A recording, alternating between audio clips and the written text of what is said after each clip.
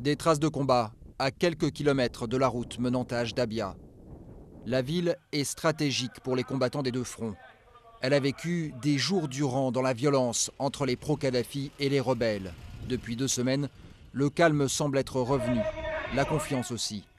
La prière du vendredi peut avoir lieu sous l'œil vigilant des combattants. Depuis la fin de la lutte, des milliers d'habitants qui avaient fui sont revenus à Ajdabia.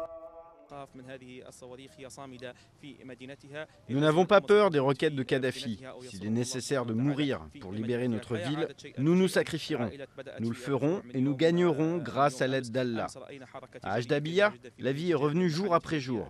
Et hier, nous avons vu un grand marché de la ville rouvrir. Ce matin, il y avait beaucoup de monde au marché aux légumes.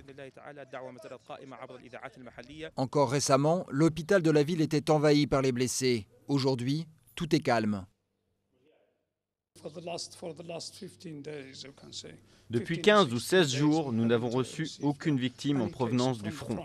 Je parle du front car, comme vous le savez, c'est complètement calme. Il n'y a pas de combat dans la région de Brega depuis 15 jours.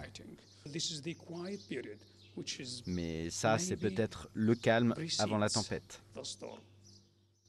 Un calme précaire qui permet aux rebelles de se regrouper pendant que l'OTAN bombarde les forces pro-Kadhafi. Près de la ligne de front, les combattants sont confiants. Ils ne veulent pas que la pression retombe. Nous espérons que l'OTAN va augmenter le nombre d'attaques contre les forces Kadhafi. Il ne faut pas perdre de temps, ce n'est pas bon pour nous. Nous devons protéger nos familles. Il faut renforcer la sécurité et surtout parer à toute attaque autour d'Ajdabia. Armés de leur AK-47, de nouveaux renforts prennent la route pour le front. Ils espèrent que les combats les mèneront jusqu'à Tripoli.